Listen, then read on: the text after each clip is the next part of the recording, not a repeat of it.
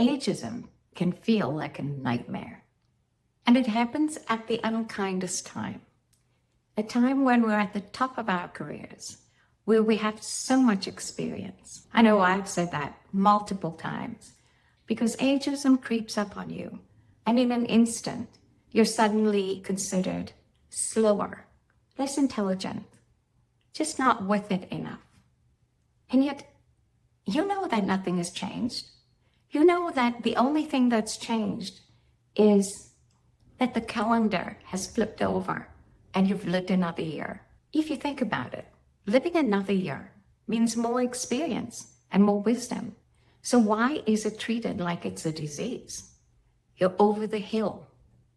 Why is it that we have to endure this silliness where we're at a time where we have the most to offer? Ageism is the ism that gets the least attention. It is also the ism that everyone is destined for. No exceptions. In my previous video, I've discussed why ageism is the norm, why companies and societies prolong it. It is the most covered up, and it's rife globally. When we look at the source, we often blame companies, society, governments. But if you look deeply enough, you will see that we train early in this ageist conversation. A few years back, I was working on a large project with a colleague who was 27 years old. 27. One day we were discussing the weekend and what had happened. And he said to me, he felt old. Old? I asked him why. And he said, I can't predict the bands that are going to be playing at the next international festival.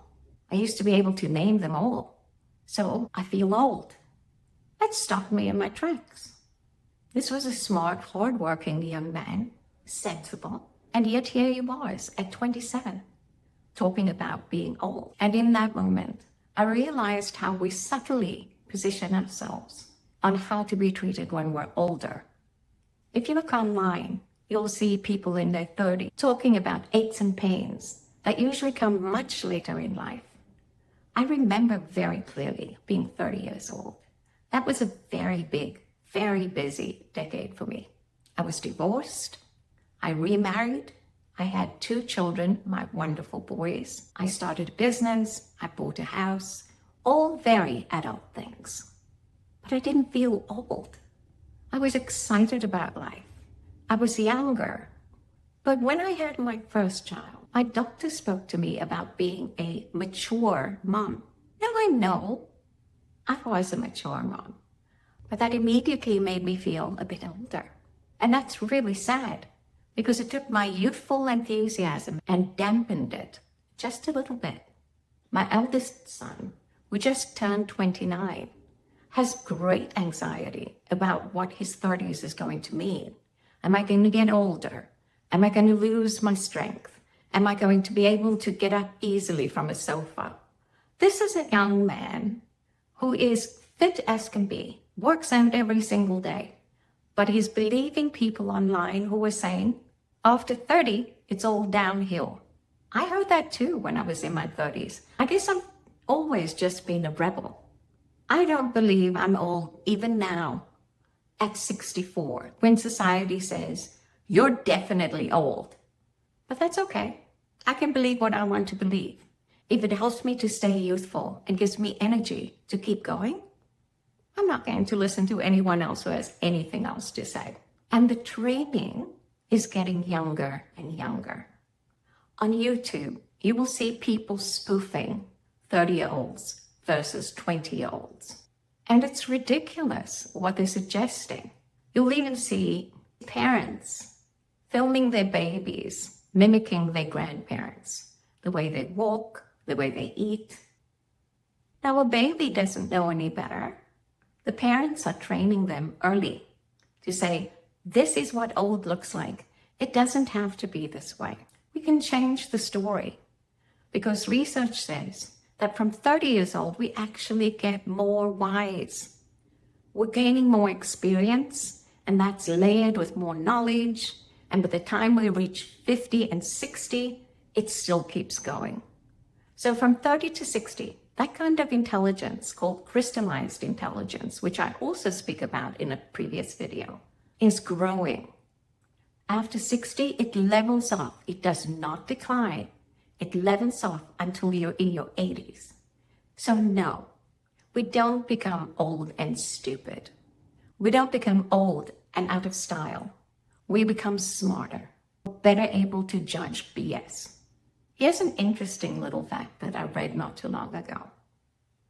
People who start businesses in their 60s are 3 times more likely to be successful than people who start businesses in their 20s. This couldn't be possible if we became less effective, less intelligent, less creative. It just doesn't make sense. So I want to suggest to you, let's not take everything we hear as gospel. Let's think it through. There's an Afrikaans saying that translates to, you eat everything like it's sweet cake. In other words, don't accept information without challenging it. Don't just absorb what society is telling you. Don't let it stop you. You have so much more opportunity. I believe we do. This is why I'm talking about reinvention. I believe that, especially now, in the age of AI, people over 50 are becoming invincible. I will talk more about that in another video. But let's not give up on ourselves. Let's move forward, realizing that we're not in our parents' generation or our grandparents' generation. This is a whole new world where you can take your intelligence and partner it with artificial intelligence and become unstoppable. I got a lovely comment the other day that says, you're giving me the courage to go ahead and share my talents with the world. We should all be doing that. The world is a poorer place for people who believe that they're too old to contribute. Your lived experience, your creativity, all has a place. And it carves a new path for people who don't have to believe the ageist story. So let's do this together. Let's reinvent ourselves over 50, over 60, 70, and 80. One more story. I saw a lady today on YouTube talking about how people reacted when she wanted to start a business at 57. Are you sure you want to do that at this age? They didn't know that it was the perfect age to start a business. If you enjoyed this content, please like and subscribe. And remember, we're not done yet.